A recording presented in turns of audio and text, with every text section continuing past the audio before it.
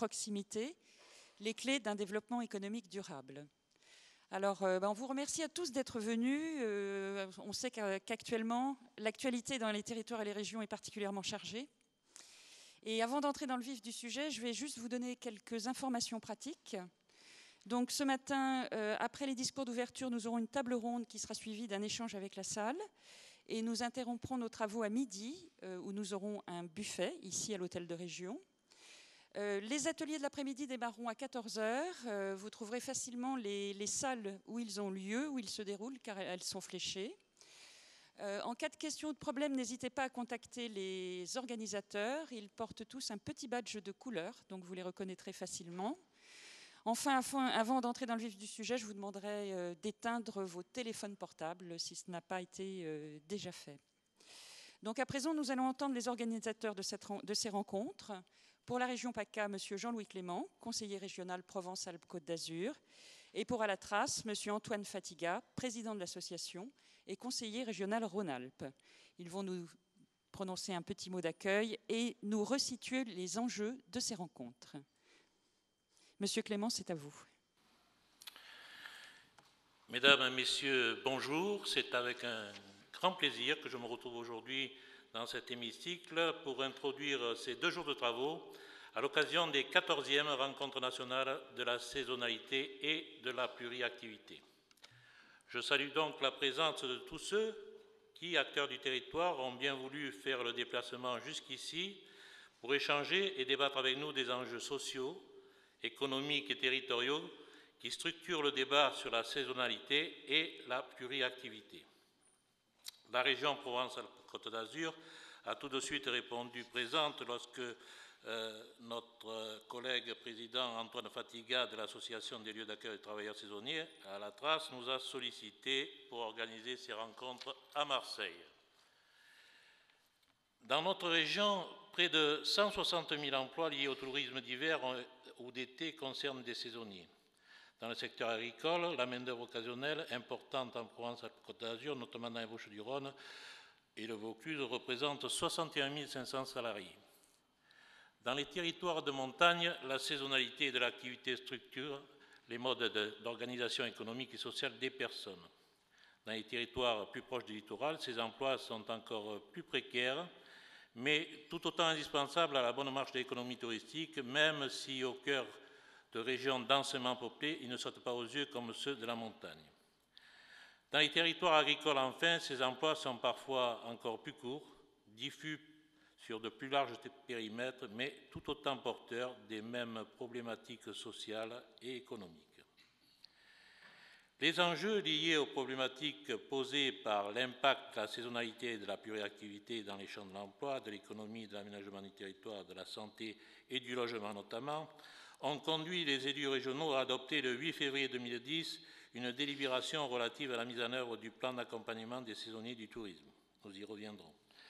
Conscients de la nécessité de mettre en lumière les problématiques que rencontrent les saisonniers, ainsi que les solutions qui existent pour y répondre, nous comprenons tout l'intérêt et l'importance de ces rencontres nationales qui vous permettent, acteurs, élus, techniciens travaillant sur le champ de la saisonnalité et de la pluriactivité, de renforcer votre expertise, d'échanger sur de bonnes pratiques et de construire des projets communs.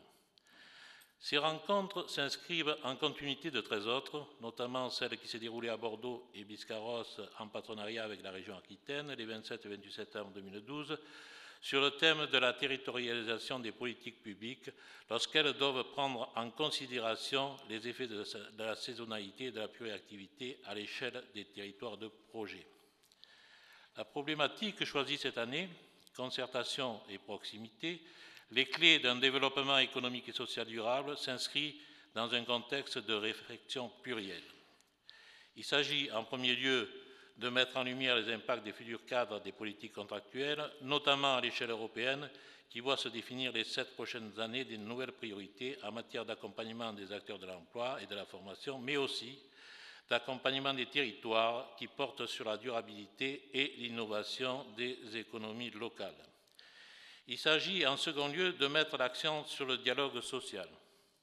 Il s'agit enfin de reprendre à tâche sur les territoires car la concrétisation des politiques publiques, des accords sociaux se matérialise le plus souvent lorsqu'une maison de saisonniers, un service économique d'une communauté de communes ou bien un pays va à la rencontre des saisonniers, des entreprises, pour les intégrer aux dynamiques plus globales à un projet sur le logement, la santé, la formation et bien sûr l'emploi.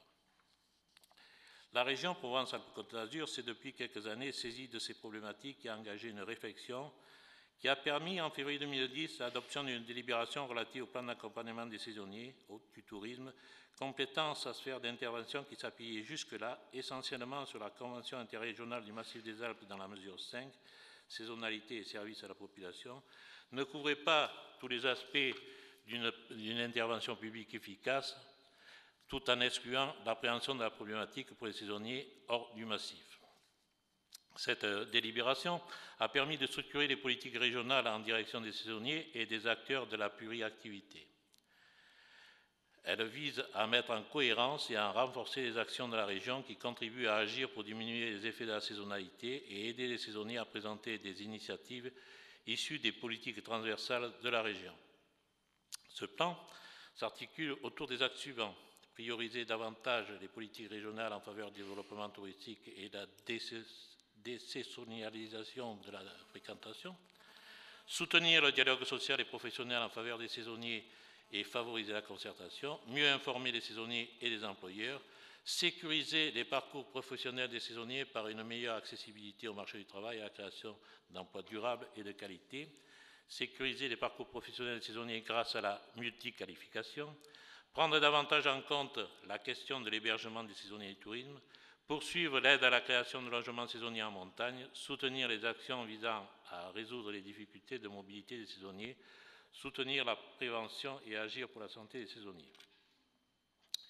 Mais l'accompagnement des saisonniers est aussi un enjeu de territoire au sens de leur capacité à répondre aux besoins des services publics adaptés exprimés par les personnes concernées. Les saisonniers peuvent aussi bien être des locaux que des météores, c'est-à-dire des personnes géographiquement extérieures au territoire. De cette différence d'origine géographique vont naître des besoins spécifiques. En effet, quelles vont être les attentes d'un saisonnier local concernant sa qualification professionnelle? Se rapproche-t-elle de celle d'un saisonnier extralocal? Ces questions se doivent d'être posées. Une des priorités issues du plan d'accompagnement des saisonniers du tourisme concerne la sécurisation des parcours professionnels des saisonniers pour une meilleure accessibilité au marché du travail et à la création d'emplois durables de qualité. La qualification et la pluriqualification est une réponse indispensable. Elle doit se construire autour de la définition d'un projet professionnel d'une part, de la structure de l'économie locale d'autre part. Elle doit permettre aux personnes de monter en compétences et de répondre aux attentes qualitatives des entreprises dans un contexte concurrentiel à plusieurs échelles, y compris européenne. La politique de formation professionnelle régionale sur les Hautes-Alpes et les Alpes-de-Haute-Provence, dans le cadre du programme régional de formation de qualification, s'est portée sur l'accès pour les demandeurs d'emploi aux formations préparant au métier du sport et de loisirs, encore aux professions liées à l'accueil en milieu rural, qui permettent de mieux fixer la population. En tout, ce seront 376 places de formation qui sont ouvertes chaque année sur les 2 territoires alpins. D'une manière générale, les publics jeunes ou adultes, demandeurs d'emploi sans qualification, sont prioritaires dans l'accès aux formations régionales. Dans les Hautes-Alpes, ce principe a été amendé afin d'inciter les prescripteurs à considérer les saisonniers ayant une qualification comme prioritaires s'ils candidatent à une formation permettant l'accès à un emploi saisonnier complémentaire. Une offre de formation pluriqualifiante est aussi proposée sur le principe de complémentarité été-hiver. Ces formations sont, en outre, dans leur diversité, de nature à permettre une haute qualification des publics concernés. Ainsi, 76% d'entre elles amènent à une qualification de niveau 4, équivalent du bac. La question de l'offre de formation est liée à l'accompagnement professionnel des saisonniers. La multiplicité des statuts implique une multitude d'intervenants. La mise en place de lieux de concertation et de coordination des dispositifs est donc primordiale. Ainsi, la région est engagée en partenariat avec l'État et les partenaires sociaux dans un accord de partenariat sur la sécurisation et la continuité professionnelle des saisonniers à l'échelle des Hautes-Alpes. Cet accord a permis la mobilisation des programmes de formation des organismes paritaires aux collecteurs agréés à destination des travailleurs saisonniers en emploi ou demandeurs d'emploi. La prise en charge financière par l'État et la région des périodes de formation et des salaires des saisonniers lorsqu'ils sont pré-recrutés avant le début de la saison pour pouvoir bénéficier d'une formation. La mise en œuvre d'une stratégie commune dans la communication auprès des employeurs et des saisonniers. L'incitation et le soutien aux initiatives des territoires sur les démarches similaires d'organisation des emplois et des compétences en lien avec les partenaires sociaux doivent être affirmés. Cet accord est en cours d'extension aux Alpes de Haute-Provence, mais c'est déjà à l'échelle régionale que nous finançons cet accord puisqu'il s'inscrit dans le cadre d'un IRIS saisonnier. Il s'agit d'un fonds régional pour l'investissement social qui permet de mobiliser en partenariat avec la GFOS PME le principe organisme paritaire collecteur agréé de France. Toutes les perspectives sont donc aujourd'hui ouvertes pour étendre ce dispositif à l'ensemble des saisonniers de la région. Toutefois, ces questions relatives à l'offre de formation d'un public saisonnier ne peuvent pas être dissociées de celles de lieux de formation. En effet, les saisonniers sont amenés le plus souvent à s'installer dans les territoires isolés, parfois dépourvus de services à la personne. Il est donc apparu important de procéder à la revitalisation de ces territoires en instituant des bassins d'emploi, Digne, Manosque, Gap ou Briançon, comme bassins de formation. Par conséquent, apparaît la question de l'existence des services à la population dans ces territoires ruraux, les saisonniers étant d'importants consommateurs de services publics. Les saisonniers s'installent pour une période déterminée dans nos territoires afin d'animer la vie économique de ceux-ci. Ils ont, pendant ces périodes, des besoins liés à la mobilité, à la santé et au logement, pour ne citer que ces 3 exemples.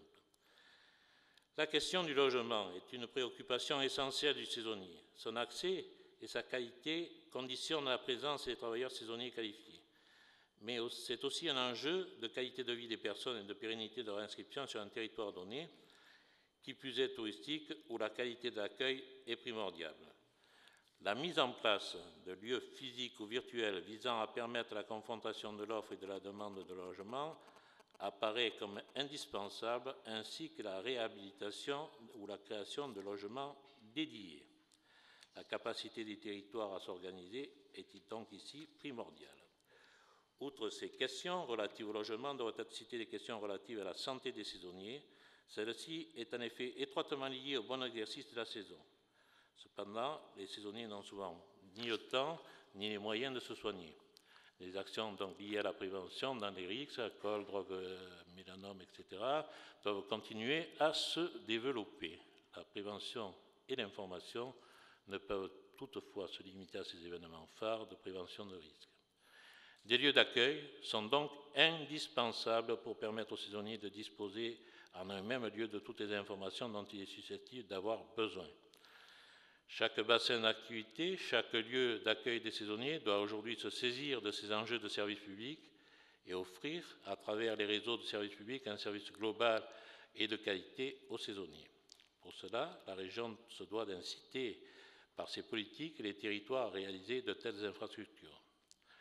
Le soutien aux 35 relais de services publics, espace régional emploi formation sur l'ensemble de la région en est l'illustration. 20 de ces structures sont impliquées dans un programme de formation afin de mieux accueillir les saisonniers de leur territoire. À ces lieux d'accueil des services publics adaptés aux saisonniers doit se corréler une animation des acteurs économiques et sociaux à l'échelle des territoires. En effet, les questions relatives au logement, à la santé et à la formation en tant que moyen de qualification et de montée en gamme d'un territoire peuvent se traiter efficacement à une échelle locale et doivent s'appuyer sur l'adhésion des acteurs locaux. La mise en œuvre de politiques publiques dédiées doit enfin s'appuyer sur une légitimité démocratique. Il s'agit d'associer plus étroitement les bénéficiaires de ces politiques dans le cadre d'une démocratie active. Les maisons de saisonniers, les lieux d'accueil ou bien les conseils de développement des territoires concernés peuvent devenir des lieux de démocratie participative. Ces instances ne doivent pas faire l'impasse de la question de la représentativité et de la participation des publics concernés dans le traitement et le suivi des actions menées sur l'ensemble des champs énoncés ci-dessus. La notion de projet de territoire garantit une mise en œuvre cohérente et pertinente d'une politique d'accompagnement des saisonnalités. C'est grâce à la capacité des territoires organisés de s'approprier les enjeux relatifs à la saisonnalité que le plan d'accompagnement régional prouve son utilité. Il légitime les territoires dans leurs projets, il est une aide technique et méthodologique en donnant une cohérence régionale et il permet son accomplissement opérationnel en concrétisant localement les politiques régionales. Il est difficile de mesurer, du moins financièrement, l'impact du plan d'accompagnement des saisonniers du tourisme dans la mise en œuvre des politiques publiques régionales en direction de la saisonnalité et de la pluriactivité. Cependant, nous pouvons noter que concernant ces politiques territoriales, 1 530 633,50 € ont été mobilisés depuis 2008 pour un total de 41 actions dont le coût global est de 6 609 595 €. Ces actions ont porté sur le soutien à l'ingénierie territoriale et l'expertise globale du fait saisonnier, mais aussi sur le soutien à des opérations de construction de logements sociaux pour des saisonniers. Nous pouvons citer quelques exemples, tels que l'aide au fonctionnement de la maison des saisonniers de la Guisane, 19 000 € depuis 2007, l'aide à la construction en 2012 de 12 logements prélocatifs sociaux sur la station des Ors, 85 000 €, ou bien encore le soutien depuis 2010 aux actions de prévention santé saisonniers organisées par la Mutualité française, 6 000 €. Enfin, l'IRIS saisonnier mobilise une enveloppe régionale de 50 000 € permettant à plusieurs dizaines de saisonniers d'accéder à une formation dans le cadre de l'accord partenarial État-région partenaires sociaux sur la formation des saisonniers sur le territoire des Hautes-Alpes qui devrait s'étendre prochainement sur le territoire des Alpes-de-Haute-Provence. Je remercie tous les élus et les acteurs des territoires qui se sont déplacés aujourd'hui. Votre présence est importante parce que vous êtes au premier rang pour mettre en œuvre ces actions qui améliorent les conditions de vie des saisonniers tout en garantissant le développement économique de vos territoires. Et c'est au travers de ce qui se passe sur le territoire que l'on détecte les capacités d'innovation dont vous faites preuve pour mettre en place des politiques publiques. Je vous remercie.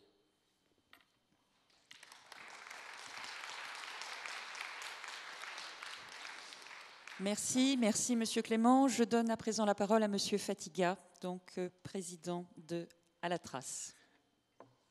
Merci, bonjour à toutes et à tous. Tout d'abord, merci à Jean-Louis Clément qui, à la fois par son mot d'accueil, nous a fait quand même largement le tour, justement, des problématiques saisonnières, enfin, liées à la saisonnalité et en même temps à l'accueil des saisonniers et quel que soit, je dirais, le type de saisonnalité. Donc on a déjà eu largement l'occasion d'en parler entre nous. C'est très intéressant et j'en profite à travers son mot d'accueil pour remercier bien sûr le Conseil régional Provence-Alpes-Côte d'Azur de nous accueillir dans ces locaux formidables. J'en profite aussi puisque l'accueil ce matin et les 2 jours que nous allons passer ici vont être de très bon niveau, je l'espère, à la fois, je dirais pas uniquement que l'accueil, mais y compris le contenu de nos travaux. Je voulais aussi en profiter pour remercier à travers lui le président du conseil régional PACA et aussi surtout Joël Giraud avec qui nous avions beaucoup échangé et qui nous a fait d'ailleurs l'amabilité et le plaisir de nous accueillir dans ses locaux. J'aurai l'occasion bien sûr de lui redire demain puisqu'il sera là demain pour nos travaux. Mais en même temps, je voulais aussi en profiter pour remercier, c'est des choses qu'on fait surtout à la fin, mais je voulais le faire au départ, les équipes qui ont beaucoup travaillé pour ces 2 journées, que ce soit à la fois les équipes du conseil régional, à travers Nils et puis Isabelle Ponce pour la communication, mais y compris les équipes d'À la Trace, vous savez qu'elle est réduite, que ce soit Jacqueline ou Corinne. Au-delà de ça, je voulais aussi en profiter pour vous remercier d'être présents. C'est vrai que c'est les 14e rencontres nationales. Ce sont des rencontres où, à la fois, nous avons plaisir de nous voir, puisque nous sommes un bon nombre à les avoir fait, soit toutes, soit beaucoup. Et ces rencontres, c'est beaucoup l'occasion d'échanger, de discuter avec nous, entre nous. On l'avait vu d'ailleurs ce matin déjà au café. C'est aussi l'occasion d'échanger sur un grand nombre de pratiques que nous menons, comme l'a dit d'ailleurs Jean-Louis, sur nos territoires, sur les différents territoires, pour faire avancer, je dirais, cette ambition que nous avons tous de vivre et travailler au pays. En même temps, cette année est une année assez particulière pour 2 choses. D'abord parce que nous allons aborder des thèmes que nous n'avons jamais abordés, hein, que ce soit sur les politiques publiques et les politiques de massif. Et nous sommes ici, je dirais, bien placés pour à la fois, moi qui suis conseiller régional Rhône-Alpes et Provence-Alpes-Côte d'Azur, puisque nous avons un seul comité de massif pour nos deux territoires, et nous menons des politiques ensemble pour ces côtés-là. Et puis à la fois aussi parce que cette année, le deuxième côté, c'est que nous avons beaucoup d'acteurs qui sont des acteurs qui n'étaient jamais venus à nos rencontres nationales, que ce soit la Bourgogne, l'Auvergne, donc des gens que nous avons plaisir à voir, et ce qui fait bien dire que ce que nous menons depuis pas mal d'années, de dire qu'en fait il faut à la fois les changements viennent du terrain, eh bien ça prend en compte sur beaucoup de territoires, puisque quand on fait le point, et je faisais ce matin avec Corinne, des lieux où, sur les territoires, on s'interroge pour dire est-ce qu'il n'y a pas velléité à faire un lieu d'accueil des saisonniers, que ce soit une maison des saisonnalités, que ce soit d'autres formes, eh bien, ça prend largement, en compte aujourd'hui le territoire national et des endroits où ça ne se faisait pas. Donc, j'ai cité la Bourgogne, l'Auvergne, mais il y a aussi Narbonne, il y a aussi Perpignan, il y a aussi une grande partie des Pyrénées. Donc, on voit bien que là, ça s'étend largement, et ça va tout à fait dans le sens de ce que disait Jean-Louis. Aujourd'hui, il y a bien les deux politiques qui doivent se mailler, à la fois une politique nationale, c'est à travers le débat que nous aurons donc demain matin avec la mission qu'a confiée Sylvia Pinel cette mission qui a été confiée sur la saisonnalité, et puis d'autre part avec les travaux que nous allons faire en disant que si on veut quand même des changements, des modifications, c'est à travers des pratiques de territoire et des acteurs qui se mettent ensemble pour dire ce territoire, il a besoin il n'y a pas que le tourisme, il y a aussi ceux qui accueillent ces touristes, et comment on fait pour faire en sorte que cela avance. Donc voilà un peu les moments forts de nos deux journées. Je remercie encore Jean-Louis de ces mots d'accueil, et je passe la parole, je redonne la parole à Mme Bourgogne pour nous animer cette matinée. Merci. Merci Monsieur Fatiga. Alors Monsieur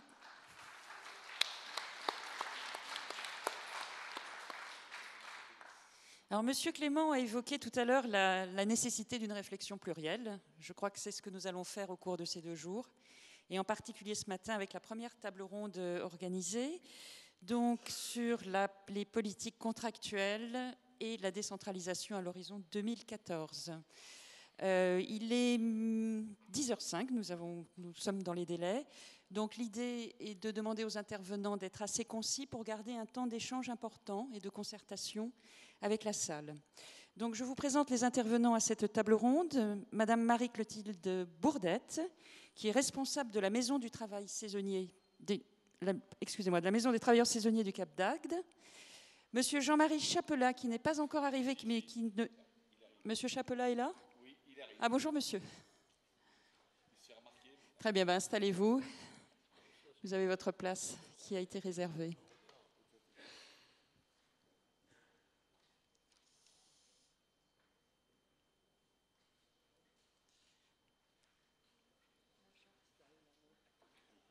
Voilà, ici. Donc, Monsieur Chapelat, du commissariat à l'aménagement des Alpes de la DATAR. Monsieur Antoine Fatiga, donc, président d'Alatras et conseiller régional Rhône-Alpes. Et enfin, Monsieur Nils Ginestou, conseiller régional PACA, chargé de la mission montagne. Alors, je ne vois pas tous les intervenants. Voilà. Madame Bourdette, avec la Maison du Travail saisonnier du Cap d'Agde, en fait, vous avez démarré avec rien, et 10 ans plus tard, vous bénéficiez du Fonds social européen. Est-ce que vous pouvez nous expliquer l'ensemble des étapes qui ont jalonné cette progression ? Oui. Bonjour à vous tous.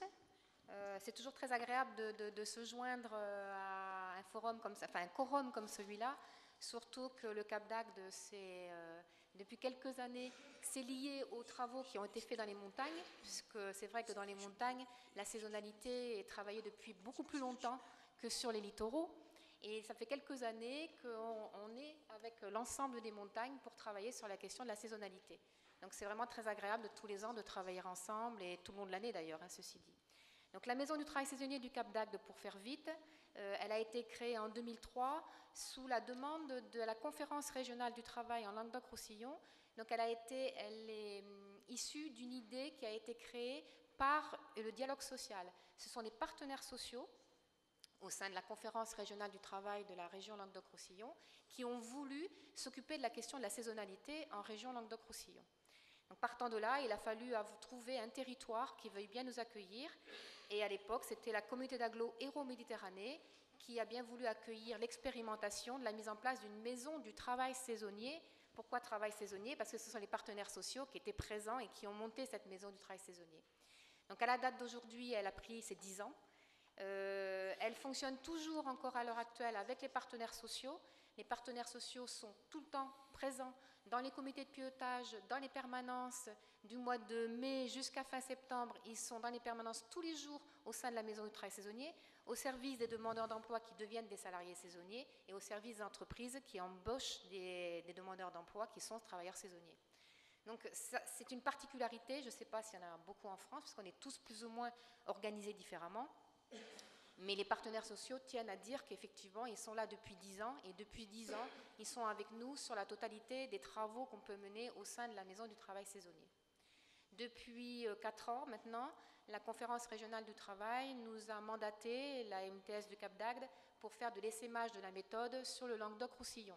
Donc actuellement, nous avons quand même des projets qui arrivent, ça y est. On a Perpignan notamment, donc l'UT 66 qui va monter un espace saisonnier, une maison du travail saisonnier, il n'y a pas encore la label.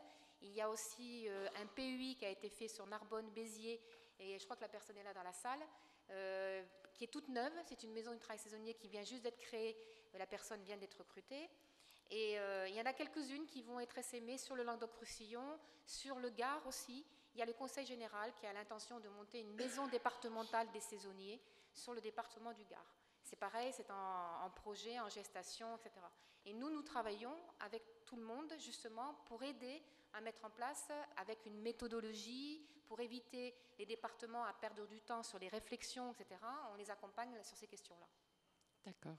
Et depuis maintenant 2 ans, nous avons des fonds sociaux européens qui viennent s'ajouter à des fonds d'État, puisque je pense que c'est pour tout le monde pareil, les fonds diminuent de plus en plus, que ce soit l'État, le Conseil général ou autre. Donc on a fait appel à des fonds sociaux européens depuis 2 ans. Qui ne semble pas négligeable puisqu'ils représentent à peu près la moitié du budget, d'après le document que vous m'avez fait parvenir. Alors, sur le document, je vous ai apporté celui sur lequel je suis. On est sur les mutations, en fait, adaptation des travailleurs saisonniers aux entreprises aux mutations économiques. On est sur ce champ-là, cet axe-là. Et nous, ça nous prend sur la totalité des 2 ans 50,22% du budget. C'est ça, exactement. Voilà. Donc ça fonctionne avec le projet de saisonnalité, le FSE, ça fonctionne comment ? Alors, bon, je ne vous dis pas que c'est simple, loin de là, je vous mentirais si je vous le disais. C'est vrai qu'en 2012, le FSE, nous ayant donné son accord qu'en novembre 2012, c'était compliqué d'engager des financements sur le FSE, étant donné qu'on ne savait pas si on allait avoir le FSE. Donc on a fait un avenant en 2013 en demandant un report à nouveau sur 2013, du 2012 non dépensé. Ça nous a été accordé. Donc on l'a fait, et 2013, ça nous a permis de faire beaucoup plus d'actions et d'engager d'ailleurs une personne à temps plein, donc c'était bien, c'est vrai que c'est bien. Mais je dirais que peut-être on l'a fait parce qu'on avait aussi 10 ans d'expérience. On avait suffisamment d'antériorité et d'organisation, que ce soit administrative ou financier ou autre, pour pouvoir faire un fonds social européen. Parce que c'est très compliqué administrativement parlant pour faire un dossier fonds social européen. Oui, c'est un chemin difficile. En même temps, donc, vous venez de dire que ça vous a permis de faire davantage d'actions. Vous pourriez concrètement nous citer 1 ou 2 actions que vous avez engagées ? On a embauché une personne de plus pour l'accueil de la maison du travail saisonnier. La maison du travail saisonnier travaille toute l'année. On est ouvert toute l'année au Cap d'Agde, avec une saisonnalité forte du mois de mars jusqu'au 15 octobre à peu près. Et après, tout le reste de l'année, on travaille sur des commissions à thématiques, sur les problèmes de logement, de santé, de professionnalisation, sur la formation, comme vous disiez très bien. Donc on travaille sur toutes ces questions-là, donc on travaille tout le temps. Donc on a embauché une personne pour remplacer Sylvie qui était déjà à l'accueil depuis 10 ans. Et cette personne-là, on l'a fait évoluer en compétences, elle a été formée pour faire du travail beaucoup plus individualisé au niveau des saisonniers, en les recevant un par un, en le mettant dans un logiciel particulier et en les recevant après la saison pour les mettre sur des parcours formation via le CIF, le DIF, la VAE, etc. On peut faire maintenant un suivi beaucoup plus individuel avec les travailleurs saisonniers et avec les entreprises qui embauchent des saisonniers. Chose qu'on pouvait moins faire. On faisait du global et du chiffre, parce qu'on est maison du travail saisonnier, on accueille le public, donc on avait du monde, mais là on peut se faire l'accueil, plus à côté une partie beaucoup plus suivie individuelle, grâce au FSE. D'accord, grâce au FSE. Alors, concernant l'Europe, on est dans une période un peu charnière, avec un cycle au niveau des programmes, avec un cycle qui se termine et un autre qui va démarrer. Donc, quelles sont vos réflexions justement sur la stratégie Union européenne 2020 ? Alors, je devais normalement être accompagnée quelqu'un de la directe régionale, puisqu'ils nous suivent sur ces dossiers au titre de l'État et sur les dossiers européens. Alors, je vous lis texto le mail qu'elle m'a envoyé. Elle dit « Je vous confirme que la directe n'est pas en capacité de présenter le FSE nouvelle génération parce que nous n'avons pas suffisamment d'informations et celles que nous avons ne sont pas stabilisées. Le programme opérationnel national, dont une part sera déconcentrée, est encore en cours de rédaction. Demain, ils ont rendez-vous à la DGEFP au niveau national sur les questions des programmes opérationnels. Donc, l'État et même le FSE au niveau national ont du mal pour l'instant à dire comment ça va s'organiser et quelle va être la lisibilité 2014-2020. Une chose qu'on nous a dit, nous, au niveau de la directe LR, c'est que 2014 risque d'être une année blanche.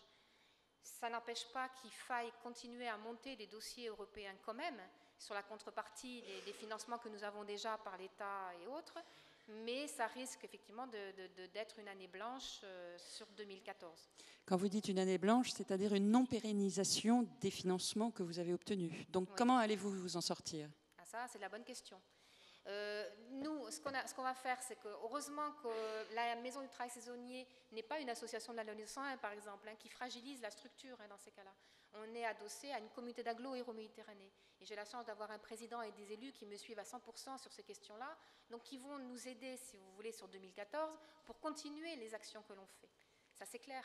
Ça m'a été dit, mais ça ne veut pas dire pour autant que 2014, même si on nous dit que ça sera une année blanche, si on annonce un chiffre de demande de budget prévisionnel, on n'aura peut-être pas les 50% qu'on a eu pendant les 2 ans, on n'aura peut-être que 20 ou 30%. On aura quand même en 2015, mais on n'aura pas la totalité certainement qui aura été demandée sur 2014.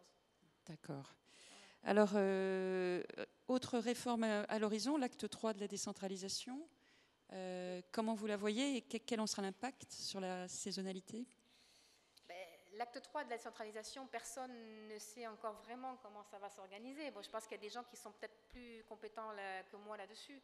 Une chose est sûre, c'est qu'il y a les régions. Les régions se positionnent par rapport à l'acte 3 de la décentralisation d'une façon différente les unes aux autres. Chaque région a la possibilité de pouvoir défendre ce qu'elle a envie de prendre en termes de compétences. Donc nous, sur la région Languedoc-Roussillon, on sait que de toute façon, c'est la formation à 100%, y compris tout ce qui est alternance qui seront pris par le Conseil régional Languedoc-Roussillon. Après, il y a des choses, tout ce qui est les FEADER, FSE, FEDER, etc., où c'est encore en cours de discussion. Donc ils n'ont pas arrêté non plus ça. Les régions sont encore, ils n'ont pas fini leurs travaux sur ces questions-là.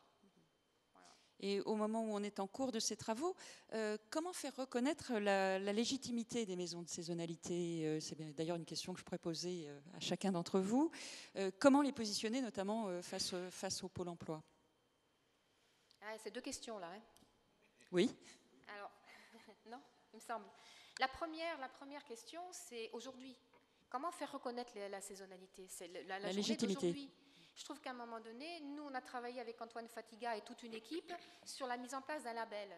Si on arrive à mettre en place ce label, si on arrive à dire que la saisonnalité est reconnue en tant que telle, alors là, je ne parle pas ni mer ni montagne, je parle sur la globalité de la France. Si on arrive à être reconnu en tant que tel, je trouverais que ça nous donne aussi une carte de visite, même y compris pour une région, pour le FSE. Si à un moment donné, on est tous d'accord d'avancer dans le même sens avec un cahier des charges qui montre la qualité de service qu'on peut faire au-delà de la saisonnalité, sur de la formation professionnelle, etc., hors saison, sur le jumelage que l'on fait d'ailleurs mer-montagne, parce qu'il ne faut pas oublier quand même que là, nous, on a fait un forum le 5 septembre où j'avais une 40aine d'employeurs de montagne qui viennent, ils sont présents dans la salle d'ailleurs, il y avait Albertville, il y a Courchevel, etc., qui se déplacent au Cap d'Agde pour embaucher des saisonniers du Cap d'Agde et qui vont en montagne après. Ça fait 10 ans qu'on fait plein de choses comme ça. Mais ça, il faut qu'on soit tous, je veux dire, entre guillemets, à ramer dans le même sens. pour qu'on puisse être reconnu au niveau national. Il faut qu'on ait une légitimité au niveau national. Oui, c'était la question que je voulais vous poser. Est-ce qu'effectivement, c'est entendu au niveau national dans les, disons, dans les plus hautes sphères de l'État? Alors moi, spécialement, je travaille sur le côté technique. Après, je dirais c'est beaucoup plus à la trace avec Antoine Fatiga, etc., qui monte et qui travaille avec la DATAR ou autre. Nous, on est les petites mains et on phosphore sur la mise en place du label, etc. Mais après, il faut effectivement que vous dans la salle, on soit tous ensemble, parce que je pense que s'il n'y a qu'une ou deux ou trois personnes qui portent la bonne parole, on ne sera jamais entendu au niveau national. On n'est pas suffisamment fort. D'où l'intérêt d'être tous réunis ensemble ici aujourd'hui. Un petit mot sur les pôles emploi, parce que je crois que c'est important. Alors les pôles emploi, je me sens un peu seule sur la question, mais bon. Les pôles emploi, au niveau national en ce moment, alors là je parle un peu pour tout le monde, parce que je sais que j'ai beaucoup de collègues dans la salle qui sont à peu près dans la même situation que moi. Les pôles emploi sont en train de s'apercevoir que la saisonnalité au niveau national est importante. C'est vrai, on n'avait pas de montagne jusqu'à présent, on n'avait pas de littoral, c'est bizarre. On vient de s'apercevoir que la France, elle a quand même la moitié du territoire couvert par la mer, et puis il y a des montagnes. Bon. Et la saisonnalité fonctionne. Il y a des choses qui se font depuis des années, des choses de qualité, aussi bien sur l'emploi que sur la formation, et les pôles emploi se réveillent pour dire, tiens, en fin de compte, il y a des choses qui marchent. Pourquoi on ne le ferait pas ? Donc, nous, sur notre territoire, ça fait 10 ans que nous avons une convention avec le Pôle emploi, où le Pôle emploi est présent au sein de la Maison du travail saisonnier pour faire la mise en relation des demandeurs d'emploi avec les employeurs saisonniers qui déclarent les offres d'emploi au Pôle emploi. Il faut quand même remettre les choses à leur place. Il faut savoir que les pôles emploi ont 40% des offres de l'ensemble du national. Le reste passe par le bouche à oreille, passe par des structures, etc. Le Pôle emploi n'a pas la légitimité sur toutes les offres d'emploi. Donc, ce qui veut dire que tout le monde peut travailler sur la mise en relation, justement, là-dessus. Donc, ils sont au sein de la Maison du travail saisonnier. Malgré ce, on s'est aperçu, notamment que cette année, le Pôle emploi chez nous a formé 6 conseillers au sein de son Pôle emploi pour devenir des experts de la saisonnalité. Donc les demandeurs d'emploi qui passaient directement au Pôle emploi étaient captés par le Pôle emploi, ne les envoyaient plus à la Maison du travail saisonnier. Sachant que nous, on n'est pas que sur l'emploi, on est sur l'accompagnement individuel des travailleurs saisonniers, on est sur les visites d'entreprise par les partenaires sociaux pour voir si les contrats de travail se font dans de bonnes conditions. Déjà, s'il y a un contrat de travail, c'est déjà bien. Si la période d'essai est respectée, etc. Tout le problème juridique de l'emploi, c'est la MTS qui le fait, ce n'est pas les pôles emploi. Donc là, il y a un souci, donc on n'a pas eu le temps d'en parler. Je n'ai pas eu mon comité de pilotage de fin d'année où le Pôle emploi est là, bien évidemment.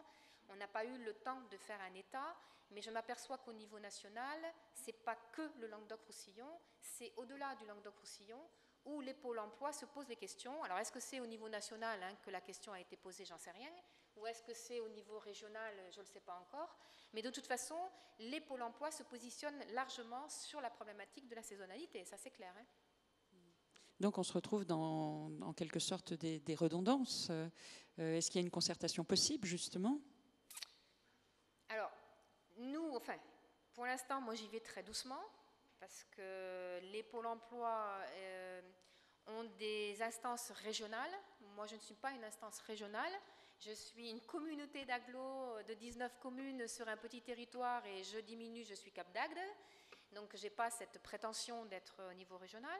Je trouve que d'avoir une dimension régionale sur la question de la saisonnalité en Languedoc-Roussillon est complètement légitime. Oui, parce que moi, je ne peux pas avoir une entité régionale. Mais ce que je trouve dommageable quelque part, c'est qu'on ne nous associe pas à la démarche, on ne nous associe pas à la réflexion, alors que nous avons 10 ans d'antériorité. Je pense qu'on pourrait réfléchir avec eux, oui, mais bon, je crois qu'il faut... C'est dans l'avenir. Ça va peut-être venir, d'accord. Merci Madame Bourdette. Nous serons sans doute amenés au cours du débat à parler de cette thématique qui sera également abordée demain, puisque nous aurons une représentante d'un pôle emploi à la table ronde de demain matin.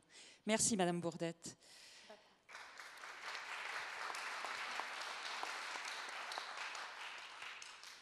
Monsieur Chaplat, bonjour. Nous avons évoqué un peu le rôle de l'État avec Madame Bourdette. Donc, est-ce que vous pouvez nous présenter les politiques contractuelles de la DATAR à l'échelle des territoires? Très bien.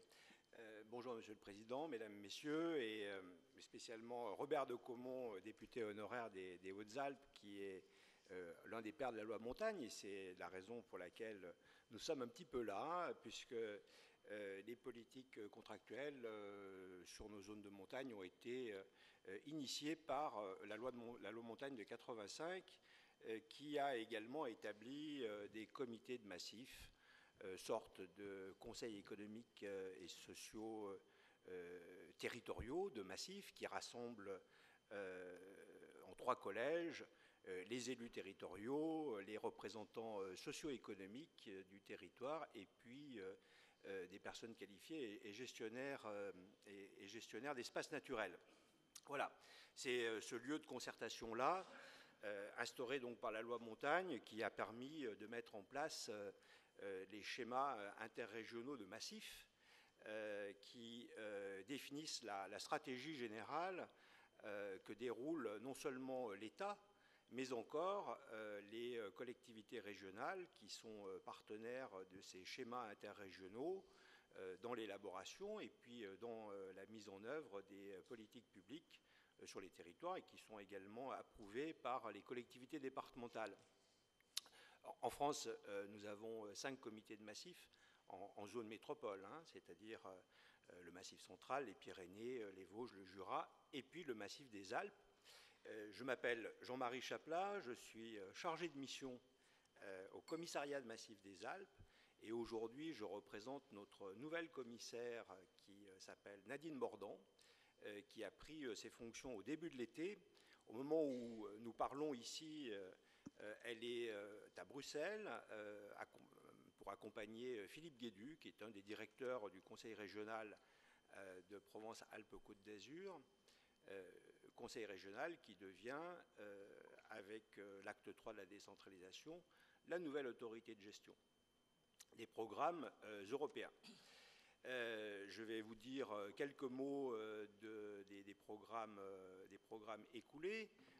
C'était donc la période 2007-2013 qui s'achève et qui instituait le préfet coordonnateur de massif, en l'espèce le préfet de la région Provence-Alpes-Côte d'Azur, Michel Cadot, comme l'autorité de gestion de nos programmes opérationnels interrégionaux de massif. Il est bien entendu qu'à côté de ce dispositif particulier d'accompagnement des politiques publiques au niveau du massif et en zone montagne, il y a d'autres programmes opérationnels, hein, les programmes opérationnels régionaux qui étaient donc pilotés par les préfets de région d'une façon générale, et puis des programmes opérationnels spécifiques reposant par exemple sur le fonds FSE. Nos programmes, eux, attrait au fond, spécialement au fonds FEDER, hein, puisque j'ai entendu parler tout à l'heure des fonds FEADER qui traitent des programmes et de l'accompagnement de l'Union européenne pour les opérations concernant l'économie agricole et les espaces ruraux. Et donc nos programmes opérationnels de massif, eux, attrait au FEDER. Alors, comment est-ce qu'on a travaillé? Peut-être quelques mots sur la méthode. Donc, c'est sur la base d'un diagnostic territorial stratégique renouvelé que nous avons abordé cette nouvelle phase 2014-2020 pour confronter les atouts, opportunités et puis handicaps de notre territoire pour les confronter donc aux objectifs de l'Union européenne dont je rappelle très rapidement qu'il vise à une croissance intelligente, c'est-à-dire une recherche de fertilisation croisée entre les fruits de la recherche et puis l'activité économique, une croissance durable, c'est toute la stratégie de Göteborg, ça rejoint notre Grenelle 2 de l'environnement, et puis une croissance inclusive, c'est-à-dire qu'il est question d'entraîner dans le développement économique tous les publics. L'un des objectifs particuliers de l'Union européenne, par exemple, vise à l'égalité des hommes et des femmes. on est très proche, en réalité, des objectifs qui étaient ceux de la stratégie de Lisbonne, hein, qui régissait le programme qui s'achève, puisqu'on ne parlait pas de croissance intelligente, mais on parlait d'économie de la connaissance, ce qui est une notion, somme toute, assez proche. L'exécution de ce programme écoulé a permis une prise en compte, évidemment, de la problématique des saisonniers, qui est très fortement identifiée au niveau du diagnostic territorial stratégique des Alpes. Elle l'est peut-être de façon beaucoup plus transversale dans les schémas interrégionaux des autres massifs. J'ai contacté mes collègues des différents massifs pour connaître l'avancée de leurs travaux préparatoires. Et c'est vrai que cette problématique de la pluriactivité, elle est générale en France. Elle est consubstantielle, on peut dire, à l'économie montagnarde, puisque nos sociétés rurales, agricoles, connaissaient déjà la saisonnalité de par le fait climatique, tout simplement. Et bien évidemment, on a tous en tête des agriculteurs qui sont sculpteurs sur bois dans le Kéra à l'hiver, parce qu'il faut s'occuper. Et donc, il y a déjà bien ce double métier qui s'exerce. On peut penser aux gens des chantiers de bûcheronnage qui, évidemment, ne se conduisent pas de la même manière en montagne qu'en plaine. Donc, une manière d'être des communautés montagnardes qui induit nécessairement la pluriactivité, une pluriactivité qui a été renforcée, et renforcée également de l'apport de main-d'œuvre extérieure au territoire, au travers de la saisonnalité, pour faire face aux besoins, aux pics d'activité de la saison hivernale, puisqu'aussi bien après la Seconde Guerre mondiale, le développement de l'économie de la neige a permis de créer en zone de montagne et en hiver un nombre d'emplois tout à fait considérable. Il faut se représenter que nos montagnes avaient une activité qui était principalement de plaine. En règle générale, nos vallées montagnardes étaient toutes des vallées industrielles utilisant la force hydroélectrique et l'apport de l'électricité, bien évidemment, mais également le travail des métaux, bon, toutes activités donc, qui étaient confinées généralement dans le fond des plaines, les parties sommitales étant réservées à une activité ponctuelle de l'activité agricole.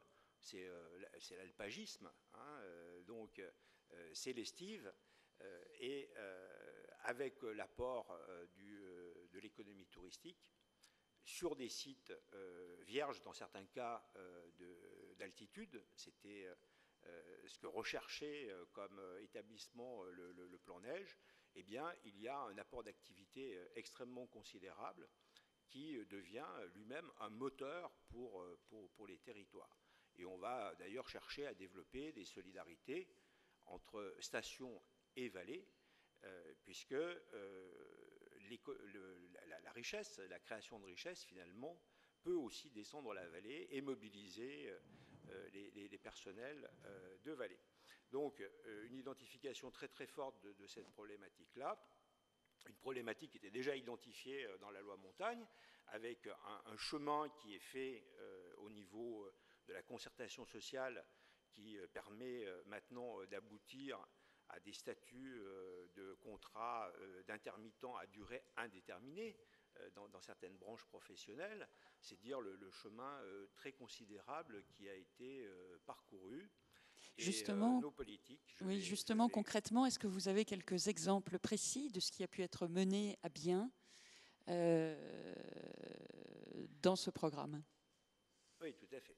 Alors d'abord, c'est donc l'un des axes d'action de notre convention interrégionale du massif, c'est-à-dire l'union des crédits de l'État et FNADT avec les crédits des régions qui identifient l'accompagnement donc des saisonniers et de la pluriactivité dans leurs besoins. Principalement, le programme écoulé 2007-2013 a permis d'apporter un soutien aux associations qui accompagnent ces publics de pluriactifs et de saisonniers. Bon, les grandes associations, hein, dont Alatrace est l'une d'elles, bien évidemment, hein, qui bénéficient d'un soutien de la Convention interrégionale du massif des Alpes. Par exemple, j'aperçois le directeur général de Saint-Martin-de-Belleville, où vous étiez il y a 2 ans, et c'est vrai qu'il y a eu, par exemple, une aide qui a été apportée pour la mise en place des assises. Donc, un accompagnement de ces organisations-là, et puis un certain nombre d'opérations qui concernent la mobilisation de la ressource, et par exemple l'aide qui est apportée pour le grand forum de l'emploi d'Albertville. Bon, c'est un des exemples, mais il y en a beaucoup d'autres. Étant entendu que dans les espaces valléens, qui sont donc les espaces de projet de notre programme opérationnel européen interrégional du massif des Alpes, donc qui est cette fois-ci la convention interrégionale, mais abondée des crédits européens du FEDER. Un certain nombre d'opérations ont pu être réalisées. Par exemple, c'est une aide pour le réaménagement du foyer Le Bercail sur le territoire d'Aigueblanche, hein, de sorte à ce que cet espace collectif puisse apporter un accueil plus moderne aux gens qui étaient hébergés dans l'hôtel des saisonniers. Voilà ce que l'on peut dire. Après, je ne sais pas, peut-être qu'on évoquera les grandes problématiques du logement, mais pas seulement, il y en a bien d'autres. Hein. Oui. Et peut-être est-ce qu'il serait intéressant de ne pas perdre de vue cette notion de la pluriactivité qui concerne non seulement le secteur touristique, mais encore d'autres secteurs d'emploi. Je pense à l'économie agricole, l'économie pastorale, l'économie forestière, voilà, qui sont également avec d'autres activités, des activités à très forte saisonnalité et qui donc concernent un public de salariés qui autrefois était parfois un public subi, hein, c'est la nécessité pour des ruraux de rechercher un complément de revenus et qui a tendance maintenant, avec de nouvelles générations, à devenir un statut choisi. Je pense à des doubles actifs qui travaillent dans le secteur de l'animation sportive et qui évidemment vont faire une double saison hiver-été avec l'exercice de 2 disciplines différentes. Voilà, un statut subi qui, pour certains, est devenu un statut choisi. D'accord, merci. Concernant la stratégie Union européenne 2020, quels sont les objectifs et quelles seront éventuellement les modalités de vos futures contractualisations? Oui, alors j'ai défini les 3 points qui structurent la stratégie de l'Europe 2020, que l'on dit aussi 2020. On a parlé d'une croissance intelligente, on a parlé d'une croissance durable et on a parlé d'une croissance inclusive. Donc évidemment, la déclinaison qui est faite de notre schéma interrégional de massif dans une nouvelle convention interrégionale de massif et un nouveau programme opérationnel européen interrégional du massif des Alpes doit poursuivre ces objectifs-là. Je pense que peut-être est-ce que les représentants des régions Rhône-Alpes et PACA, et spécialement Provence-Alpes-Côte d'Azur, qui devient l'autorité de gestion pour la nouvelle génération de programmes, avec l'acte 3 de la décentralisation, pourrait aller plus avant dans mon propos. Mais bien évidemment, la question donc de l'emploi et de l'emploi particulier des plus réactifs est traité dans ce futur programme d'action, enfin en tous les cas dans sa maquette, non pas d'une manière qui est, comment dirais-je, qui est spécialement identifiée, puisqu'en réalité c'est un thème qui est transversal et que l'on doit retrouver dans les différentes orientations données par l'Union européenne. Peut-être est-ce que Niels Ginestou oui. va pouvoir préciser la pensée à travers des 3 axes prioritaires qui sont profilés et dans lesquels on retrouve un certain nombre d'actions qui concerneront directement les saisonniers. Oui, merci. Oui, nous avons prévu d'évoquer la CIMA avec M. Ginestou tout à l'heure. Merci, M. Chapelain.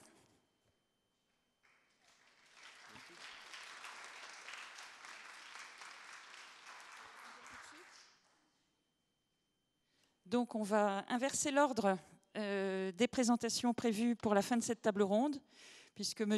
Chapelain a fait une transition parfaite pour lancer M. Ginestou. Moi, je n'ai plus rien à faire, c'est parfait. Oui, merci. Effectivement, les régions ont la responsabilité de l'organisation et de la mise en œuvre donc, de ces programmes opérationnels. En premier lieu, pour la région Provence-Alpes-Côte d'Azur, du programme opérationnel interrégional des Alpes, dans la mesure où, conjointement, les 2 présidents des régions Rhône-Alpes et des régions Provence-Alpes-Côte d'Azur ont souhaité se positionner comme étant autorité de gestion pour, d'une part, la région Rhône-Alpes, le POP-Rhône, donc ce qui est lié à la gestion des rives du Rhône, qui traverse effectivement les 2 régions, et la région Provence-Alpes-Côte d'Azur pour prendre le relais de l'État dans la gestion de ce programme opérationnel interrégional des Alpes, dont nous avons mis en œuvre conjointement, même si l'État est autorité de gestion, ça reste quand même un programme qui est lié à une concertation et à une mise en œuvre partenariale, donc sur la période 2007-2013, programme qui était structuré par rapport notamment à un contrat de projet État interrégion, qui est donc la convention interrégionale du massif des Alpes.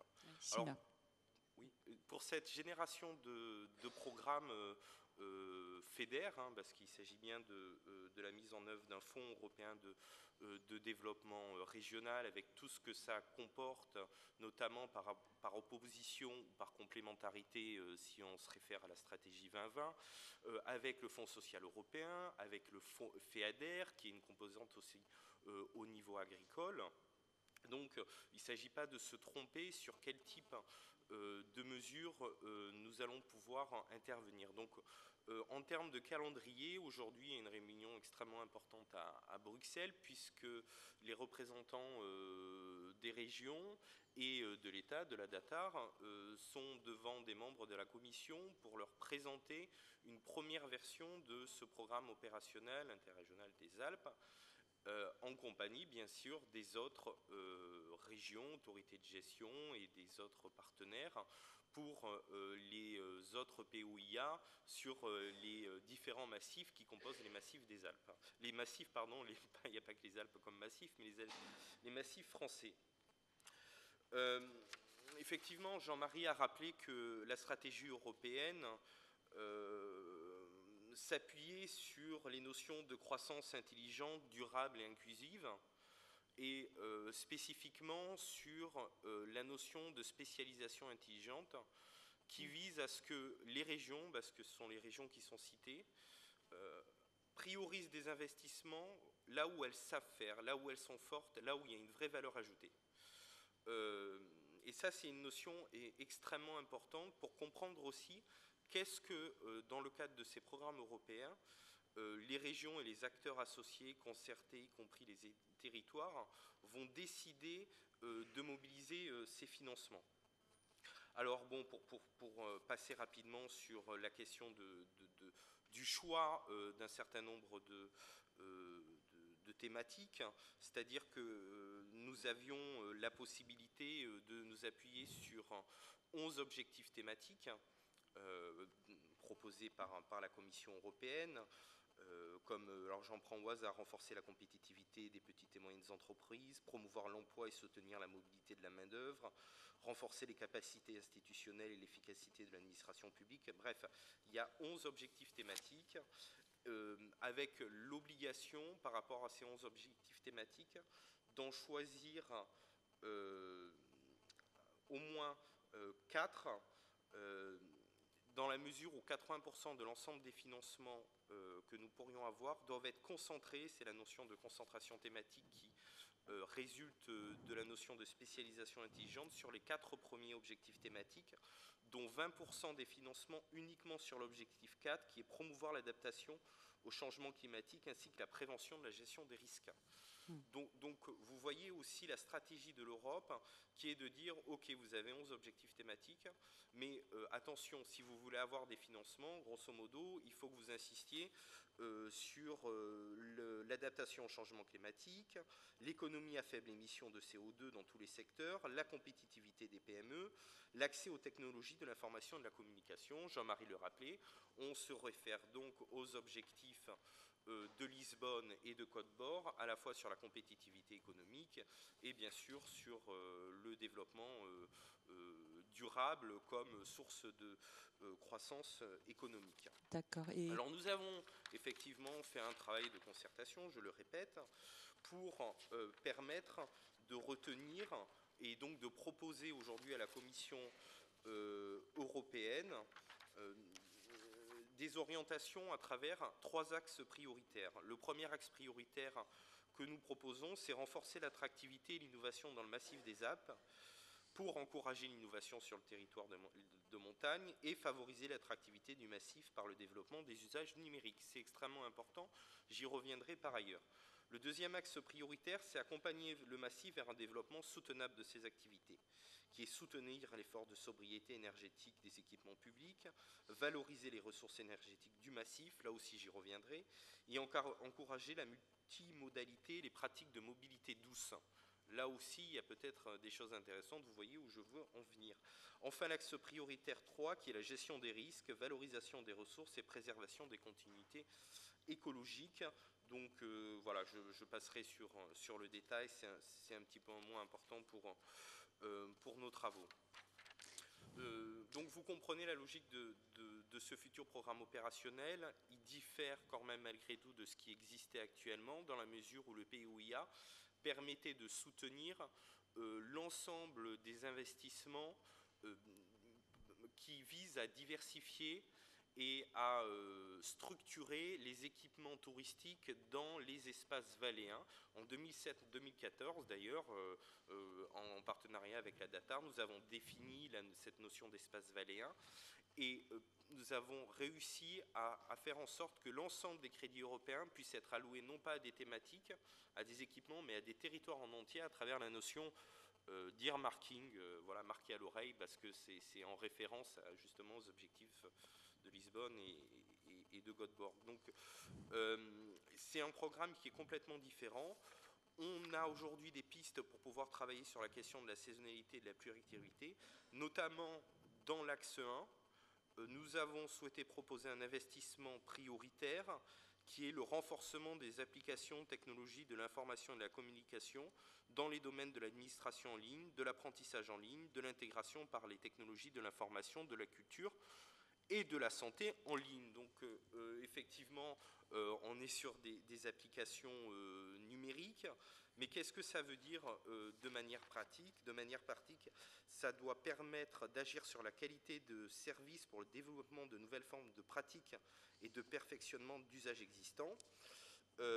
Ça va surtout être la possibilité de structurer de territoires pour avoir les plateformes technologiques pour faire de la formation à distance des saisonniers, faire du télédiagnostic en matière de santé, donc structurer aussi les soins de proximité, soutenir l'innovation économique pour les TPE. Les saisonniers, le pendant, c'est effectivement leurs employeurs qui sont les entreprises saisonnières. Elles vont aussi pouvoir aussi s'approprier ce type de technologie pour aussi développer de nouveaux produits touristiques en direction de la clientèle. Donc ça participe aussi à renforcer le développement économique des territoires. On peut insister aussi sur l'accès à la culture, avec tout ce que ça implique en termes d'offres touristiques d'une part, mais tout simplement aussi de la culture d'un territoire peut être diffusée aussi auprès des saisonniers. Alors la formation, c'est probablement un des axes les plus intéressants parce qu'il y a déjà eu beaucoup d'expériences d'e-formation. Les saisonniers ont besoin de se qualifier pour être compétents sur les territoires. Et certainement d'un des résultats, d'un des effets attendus sur la mise en œuvre de cette mesure sur le massif des Alpes, donc on est bien à la fois en Rhône-Alpes et à la fois en PACA, sera de permettre de structurer une offre de formation spécifique pour les saisonniers à travers les technologies de l'information et de la communication. Le second point sur ce programme opérationnel qui permet effectivement de traiter la question de la saisonnalité, ça va être, page 27, oui c'est ça, l'objectif spécifique de point 2 qui est améliorer la performance énergétique des équipements publics touristiques et des logements saisonniers. Il s'agit effectivement de manière globale, de proposer à la Commission européenne que le FEDER puisse financer l'ensemble des surcoûts induits par la performance énergétique des bâtiments à travers la construction et la rénovation.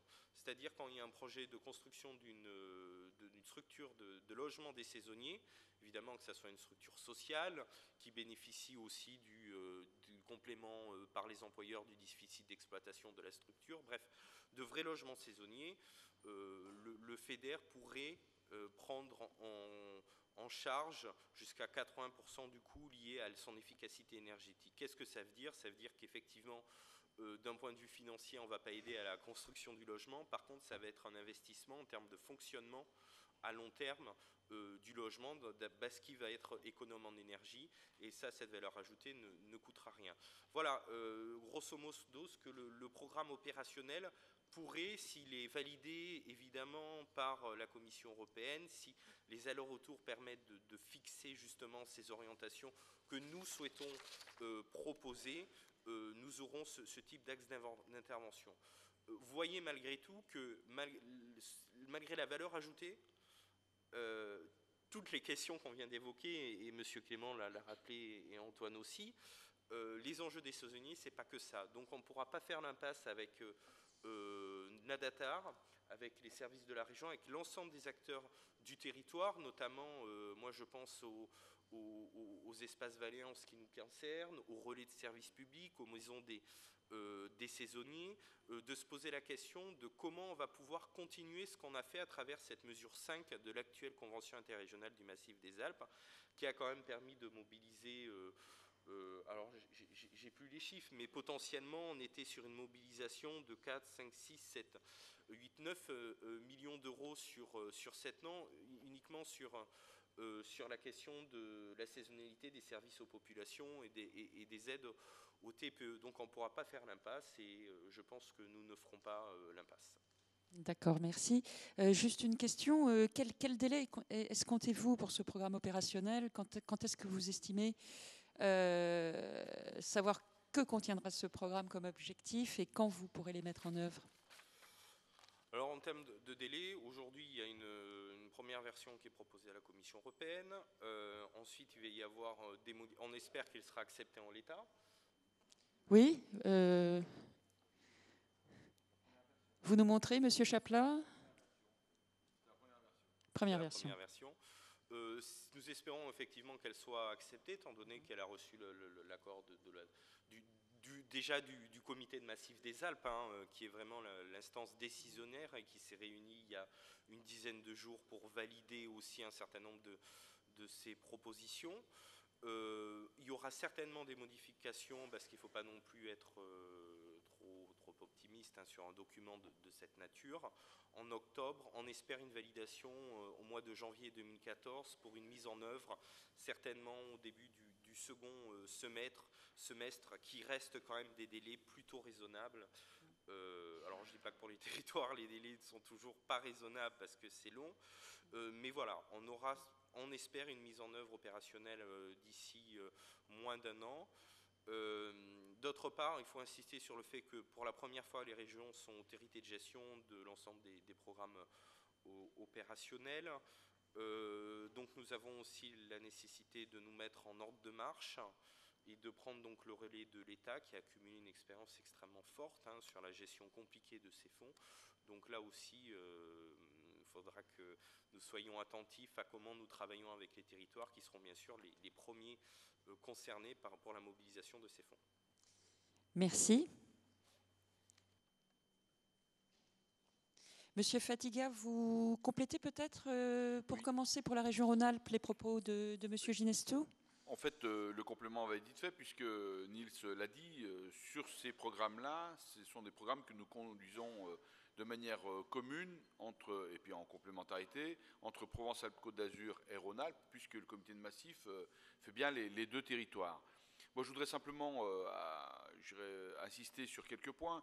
D'abord, c'est vrai qu'il y a eu cette réunion du comité de massif qui s'est tenue donc à Valence la semaine dernière, enfin le 13, et où les partenaires qui étaient là, surtout les partenaires sociaux, ont beaucoup insisté sur le fait que ces programmes européens doivent aussi permettre d'aller dans le sens de ce que nous travaillons tous, c'est-à-dire dans le sens de sécuriser les parcours professionnels. Donc il y avait toute la question de comment on finance les maisons des saisonniers, toute la question de comment on finance le logement, il y est dedans, mais il y avait cette partie-là qui n'était, d'après ce qu'on dit beaucoup de partenaires, pas très prise en compte, et nous avons eu l'assurance à la fois des deux représentants de l'État, il y avait les deux préfets de région, mais y compris des élus régionaux qui en étaient largement persuadés, que cela allait être pris en compte et que ça allait, aller concrètement sur les territoires. Et en même temps, pour compléter mon propos, pour ce qui concerne le Conseil régional Rhône-Alpes, nous déclinons déjà l'ensemble de ces politiques, que ce soit à la fois la politique montagne, mais aussi la politique saisonnalité, à travers un certain nombre à la fois d'orientation, de débats et de grandes dates. D'abord, pour tout ce qui est montagne, il y a toute une réflexion qui se fait sous la conduite de Claude Comet qui sera ici demain matin, qui est la conseillère déléguée, à la montagne et au tourisme. Donc c'est à travers le programme qu'on appelle Montagne 2040 qui a donné lieu à un certain nombre de réflexions. C'est la réflexion de dire comment est-ce qu'on envisage la montagne d'ici un bon nombre d'années. Donc ça, c'est déjà une première chose de ce point de vue-là. Donc, et ce que disait d'ailleurs Jean-Jacques Kéran lors de la clôture de ces journées au mois de juin 2013, il disait d'abord qu'il avait, lui, confiance dans l'avenir de la montagne et que c'était vraiment des politiques qui devaient se conduire au plus près des territoires. Donc c'est vraiment, il nous semble important aujourd'hui, et c'est l'enjeu, y compris de nos débats, c'est de dire que les territoires doivent se prendre en main, et pour se prendre en main, il faut que les collectivités territoriales de plus haut niveau puissent les aider, à la fois, à sortir de nouveaux programmes ou à continuer ce qui existe, mais aussi à le faire à travers un certain nombre de critères, et c'est là-dessus que nous travaillons au niveau du Conseil régional Rhône-Alpes, à la fois à travers, disait Jean-Jacques Kéran, des labellisations, Montagne 2040, mais y compris à travers ce que nous appelons la réflexion que nous faisons à l'heure actuelle de tout ce qui est programme de territorialisation, c'est-à-dire comment est-ce qu'on va, voilà ce qui est l'orientation de la région, les gens doivent travailler ensemble, on doit aller prendre en compte ce qui est la saisonnalité, les différents types de saisonniers, Jean-Louis le disait tout à l'heure, à la fois les météores, mais aussi les saisonniers locaux, et d'ailleurs comment est-ce qu'on les prend en compte, comment est-ce qu'on, à la fois il y a la formation, mais y compris comment on les loge, donc de ce point de vue-là, j'ai bon espoir que du niveau du Conseil régional Rhône-Alpes, nous, on va reprendre les financements des logements des saisonniers, ce qui a été un peu abandonné pendant quelques temps, et y compris sur l'aspect, bien sûr, formation. Et puis l'autre partie, juste pour aller vite, c'est par rapport à la saisonnalité, mais là-dessus, Marjorie Lenné, qui est ici, qui, elle, est notre animatrice sur ces programmes-là. Nous avons fait les rencontres régionales de la saisonnalité au mois de janvier 2013, qui ont donné lieu d'ailleurs à un certain nombre de rencontres d'acteurs qui sont ici largement présents dans la salle, avec les thèmes que nous allons aborder au cours de ces 2 journées. Et aujourd'hui, nous en sommes à l'élaboration de fiches très concrètes, parce que nous nous sommes aperçus que, en gros, Les territoires étaient très volontaires. Certains avaient déjà un large savoir-faire qu'il fallait à la fois arriver à populariser, à mettre en commun avec d'autres, mais qu'il fallait aussi qu'on soit très concret. D'ailleurs, j'irais pour aller dans le sens de ce que tu disais, en disant, par exemple, si on veut monter un groupement d'employeurs, voilà les outils qu'il faut mettre en place. Il n'y a pas besoin de réinventer l'eau chaude, ça existe déjà ailleurs. Si on veut faire reconduire, par exemple, la reconduction automatique du contrat de travail, voilà ce qui existe déjà dans un certain nombre d'endroits. Voilà là où on essaye de faire aboutir, on n'y arrive pas toujours à cause de X et Y, mais voilà un peu ce qu'on voudrait faire. Enfin, je le dis pour le Vercors, entre autres. Donc, un peu des choses très concrètes, parce que c'est ce qui nous manque un peu, un système de boîte à outils. C'est ça, et une mutualisation des expériences aussi. Des expériences, oui. Et ça, ce sont les acteurs. Donc, il y a un portail qui a été ouvert pour justement faire en sorte que ces fiches actions, expérimentation puissent être faites. Donc, Rhône-Alpes ne part pas de rien, hein, puisque je dirais sur les 5 dernières années, il y a plus de 11 millions, 12 millions d'euros qui ont été mis sur un plan saisonnalité pour Rhône-Alpes, dont je dirais, à la fois, je pense que Claude Comet vous détaillera demain. Mais pour dire ce qui manque, enfin ce qui nous manque, ce qu'on estime être un apport essentiel, c'est à la fois comment on peut financer, comment on peut aider à financer tout ça, mais financer avec d'autres acteurs, puisque vous le savez tous, les régions, comme les autres collectivités, ont tous des budgets qui sont contraints. Donc c'est comment on finance et comment aussi on finance avec l'aide des collectivités locales, puisque je dirais c'est quand même sur leur territoire que les choses se passent. Oui, et alors donc vous disiez que la région Rhône-Alpes insiste sur les financements de proximité. Est-ce que vous pouvez nous en dire plus sur ce thème-là? Oui, bien sûr. Alors la région Rhône-Alpes, elle conduit ses politiques à travers plusieurs outils. Il y a à la fois ce qu'on appelle les contrats de développement durable Rhône-Alpes, les CDDRA, où ce sont à la fois les acteurs locaux qui décident d'un projet de territoire en lien avec la région, et ce sont vraiment des contrats sur lesquels après nous finançons des actions très pratiques, hein. Alors ça peut être des logements saisonniers, ça peut être la partie information, ça peut être aussi la partie tout ce qui est les déplacements, la partie culture aussi, et tout ce qui est la partie emploi-formation, ça se décline à travers des contrats territoriaux emploi-formation, hein, donc les CTEF, où là, c'est une conduite à travers un contrat qui est signé, un accord qui est signé avec 3 acteurs au niveau de la région. Il y a l'État, les partenaires sociaux et le conseil régional, hein, et ça se décline très concrètement sur chaque territoire. Et puis, pour tout ce qui est politique montagne-tourisme, il y a des contrats stations durables que nous faisons. Et là aussi, hein, c'est vraiment de se dire, comment est-ce qu'on envisage une partie de notre territoire pour que ce soit vraiment du développement durable. Et là, on aide à la fois, je dirais, le territoire à changer un peu d'échelle. C'est-à-dire en dire, il n'y a peut-être pas que... peut-être pas fâché, mais Pierre-Yves, il n'écoute pas. Donc, le tout ski dans la vie, il y a aussi comment on diversifie les activités. Et à travers cette diversification d'activités, nous le faisons à travers, y compris Rhône-Alpes Tourisme, de ce point de vue-là où je suis vice-président, à travers ce qu'on appelle le tourisme social et solidaire, pour dire que la moitié des Rhône-Alpins aujourd'hui ne vont pas en vacances. Et bien, c'est comment est-ce qu'on les emmène dans les territoires de Rhône-Alpes, parce qu'il y a quand même de belles choses à voir en Rhône-Alpes. Il n'y a pas besoin de faire venir que toujours des gens qui viennent d'ailleurs, mais il y a aussi à faire aller les Rhône-Alpins. Et là, il y a toute une politique qui se met en place à travers ce qu'on appelle la maison commune du tourisme social et solidaire, parce que nous semble important que la région soit un peu l'assemblier, la mise en commun de tous les acteurs, puisque c'est en se mettant ensemble, un peu comme on le fait sur ces 2 jours, qu'on arrive à trouver de bonnes solutions, qu'on arrive à trouver de bonnes pratiques et qu'on fait avancer le schmilblick de ce point de vue-là. D'accord. Et il y a également un autre thème qui vous est à cœur, qui est la montagne et la jeunesse. Donc ça, si vous pouviez en dire un mot. Tout à fait. Donc c'est aussi de se dire, quand je disais, il faut que la population rhône-alpine puisse s'approprier son territoire et puisse y être. Moi, j'avais été frappé quand l'année dernière, au cours des rencontres nationales que nous avons fait en Aquitaine, à Bordeaux, je ne sais pas si vous vous en souvenez, mais le vice-président disait, nous, ce qui nous semble important en Aquitaine, c'est de dire l'Aquitaine, elle appartient aux Aquitains. Et je trouve que de ce point de vue-là, c'est quelque chose qui, pour ce qui concerne Rhône-Alpes, hein, on ne développe pas assez en disant Rhône-Alpes, ça appartient aussi aux Rhône-Alpins, et comment est-ce qu'on fait aller les Rhône-Alpins dans le territoire de Rhône-Alpes. Et c'est quelque chose qu'on essaye de mettre en œuvre. Alors c'est pas simple, hein. Moi je dis à vice-président de Rhône-Alpes Tourisme, on a quand même à faire évoluer les mentalités générales où on estime que en Rhône-Alpes, on est mieux si on fait venir des gens du Qatar ou des gens je dirais des Émirs et tout ça. Et on le voit bien que là, on se heurte à une certaine logique. Alors, tout doit être complémentaire. Je ne dis pas qu'il faut absolument, dire il y a une bonne méthode et une mauvaise méthode, tout devient complémentaire. Et y compris donc en Rhône-Alpes, on s'est dit il nous faut commencer par un public. Le public qui nous semble être le plus approprié, sur lequel on peut mettre des moyens, c'est la jeunesse, parce que quand on va dans un territoire de montagne, ou même en Ardèche, au bord de l'Ardèche, eh bien, quand on est jeune, on y revient plus tard. Et c'est ce qui fait le public de demain. Donc on a un programme où nous avons mis au point, avec les acteurs du tourisme social et solidaire, sous la conduite de Muriel Antoniotti, qui est la responsable de la Maison commune du tourisme pour tous. Là. Donc un programme où nous avons envisagé de faire partir 1000 jeunes de 17 à 25 ans, 1000 jeunes en Rhône-Alpes pour 50 €. C'est-à-dire que l'État, à travers la NCV, et puis la région Rhône-Alpes, on met la moitié des... Donc c'est des séjours de 350 €. Donc la région en met 150, l'État en met 150, le jeune en met 50, et il a un séjour d'une semaine où, y compris, un certain nombre d'activités sportives sont compris.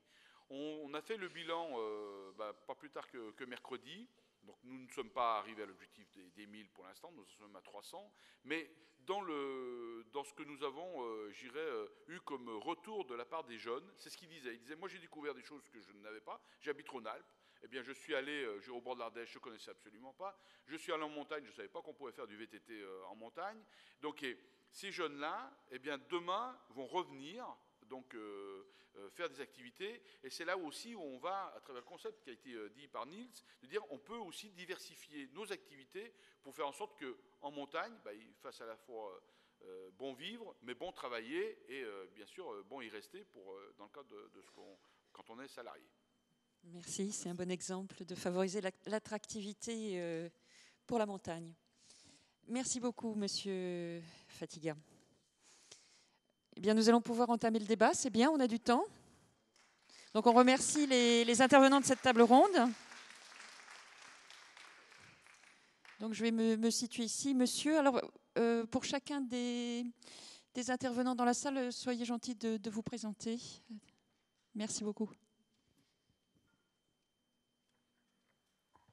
Bonjour, Jean Orguedebat, donc directeur de l'ADRE, l'Association pour le développement réseau des territoires et des services, et membre du comité de massif alpin, où on a examiné le projet POIA qui a l'avantage d'exister, et chapeau à ceux qui l'ont écrit en très peu de temps, avec des contraintes très fortes, et c'est un exercice très difficile. Donc ce n'est pas pour remettre en cause l'exercice, mais pour dire que dans le comité de massif alpin, on a émis le souhait de faire des évolutions, des adaptations pour mieux prendre en compte un certain nombre de réalités, et j'espère qu'elles pourront être intégrées, bien entendu, ça dépend aussi de l'Europe et de plein d'autres choses. Et je voudrais insister là-dessus sur 2 points. Le point qui était bien mis en avant, c'est l'intérêt de l'approche territoriale intégrée, et je pense qu'on va en parler beaucoup aujourd'hui sur l'atelier approche territoriale, pour avoir une approche transversale de la question des saisonniers, mais d'une manière générale de l'économie, qu'on ne peut pas couper en tranches. Donc cette approche territoriale est bien pointée. Mais ensuite, il y a une contrainte imposée par l'Europe qui dit qu'il faut concentrer les crédits pour éviter de les disperser. Et l'habitude française de concentration, c'est une concentration thématique. Thématique, on va concentrer sur les économies d'énergie, et puis sur les économies d'énergie dans les maisons des saisonniers. Ce n'est plus une approche transversale territoriale, on est sur des concentrations thématiques parce qu'on ne sait pas faire autrement que de concentrer d'une manière thématique. L'innovation, il y a une ligne très intéressante dans l'axe 1 qui est sur l'innovation organisationnelle, innovation sociale, qui se concentre d'une manière thématique sur certains thèmes dans lesquels la question des saisonniers et de l'activité économique n'est, à notre sens, pas suffisamment pris en compte. On pourrait imaginer, donc il y a marqué innovation, ou dans les TIC pareil, uniquement dans le domaine du tourisme. Or, la diversification du tourisme ne passe pas que par des financements sur le tourisme, pas justement par des financements ou une prise en compte de l'innovation des systèmes d'activité où des plus réactifs sont touristes et autre chose. Et donc, limiter l'innovation organisationnelle à un secteur d'activité touristique empêche une approche territoriale intégrée d'innovation sur des systèmes d'activité. Donc c'est une alternative à la concentration sectorielle d'avoir une concentration sur, par exemple, l'innovation organisationnelle sur des systèmes d'activité qui prennent en compte des innovations dans les groupements d'employeurs, dans les coopératives d'activité, dans des clusters locaux, etc. C'est une alternative à la concentration thématique. De la même manière que la question des saisonniers ou des populations, on ne va pas justement concentrer sur les saisonniers, mais comment on gère les ressources humaines qui comprennent la formation, qui comprennent l'hébergement, qui comprennent le recrutement, etc. Comment on innove, on est bien d'accord sur l'innovation, hein, c'est des crédits innovation, projets intelligents. Donc on peut innover, et on a commencé à innover, et ce qui a commencé à être fait en innovation va être coupé court parce qu'on ne pourra pas prendre en compte globalement la manière de gérer les ressources humaines, parce qu'on va être obligé de concentrer sur tel public ou sur tel secteur d'activité. Donc l'alternative à la concentration thématique serait une concentration sur des innovations ou sur des moyens transversaux, innovation dans les ressources humaines qui inclut la saisonnalité et la pluriactivité, ou dans l'appui à la création d'activités, au système d'activités territoriaux qui permet la diversification touristique, qui est effectivement un des enjeux principaux qui a été noté. Voilà un peu les propositions que nous comptons faire, en espérant qu'elles auront des échos et que, du coup, les saisonniers et les maisons des saisonniers puissent trouver une place dans le POIA, qui aujourd'hui ne fait pas beaucoup de place aux saisonniers, à part les énergies, les économies d'énergie dans les maisons des saisonniers, mais c'est extrêmement marginal. Merci. Qui veut réagir? Monsieur Fatiga, vous souhaitez réagir? Oui, non, je veux dire, c'est déjà un débat qu'on a eu. Il a raison. Hein, c'est pour ça que nous souhaitons, c'était ce qui est revenu très fortement au comité de massif qui s'est tenu à Valence. Et c'est pour ça que nous souhaitons donc rajouter cela. D'ailleurs, il y a eu une réponse à la fois de Joël Giraud et de Claude Comet sur ces points-là, en disant que c'est quelque chose qu'on allait, y compris, rajouter. En même temps, en soulignant que c'est ce qui est plaidé, je dirais, aujourd'hui à Bruxelles, au niveau de l'Europe, la critique qui avait déjà été faite, c'est qu'on était sur des programmes qui étaient déjà très ouverts et pas assez resserrés. Donc, c'est un peu le débat qui se joue aujourd'hui en disant le resserrement, pour nous, ne veut pas dire qu'il faut absolument qu'on éjecte un certain nombre de problématiques et qu'on renvoie à d'autres financements des choses qu'on finance déjà par ailleurs, et comme le disait Niels, qui ont bien marché sur le précédent programme. Monsieur Ginestou. Oui, je ne vais pas revenir sur le fait qu'on a changé de paradigme entre le POIA 2007-2013 et 2014-2020, dans la mesure où sur le précédent programme, on pouvait réfléchir à l'échelle d'un territoire sur évidemment une logique d'intégration de l'ensemble des projets au service d'un projet de territoire, et qu'aujourd'hui on est beaucoup plus sur cette approche thématique restreinte. Ce que je voudrais juste ajouter, c'est que la notion de spécialisation intelligente inclut la nécessité qu'il y ait une cohérence dans la mise en œuvre des fonds. Donc on rejoint quand même une approche territoriale quand à un moment donné, on va pouvoir travailler sur du FEDER, sur de la concentration thématique très précise, mais aussi d'arriver à ce que le FSE puisse être mobilisé plus facilement en complément du FEDER. Quand je parlais de la formation, on sait que le FSE est une source de revenus européens extrêmement importante sur la formation. Donc on a une partie formation sur des FEDER. On sait que le FSE ne pourra pas ne pas avoir des éléments thématiques qui rejoignent là où le FEDER aborde cette question-là. Ça va être aussi une obligation. On aura effectivement probablement une meilleure lisibilité quand les premiers projets liés au FSE sortiront pour justement avoir une approche un petit peu plus globale et non pas hyper sectorielle et thématique comme aujourd'hui. Merci. Monsieur Chapela, vous avez une réaction? Oui, moi je peux ajouter pour dire que les représentants des régions sont modestes.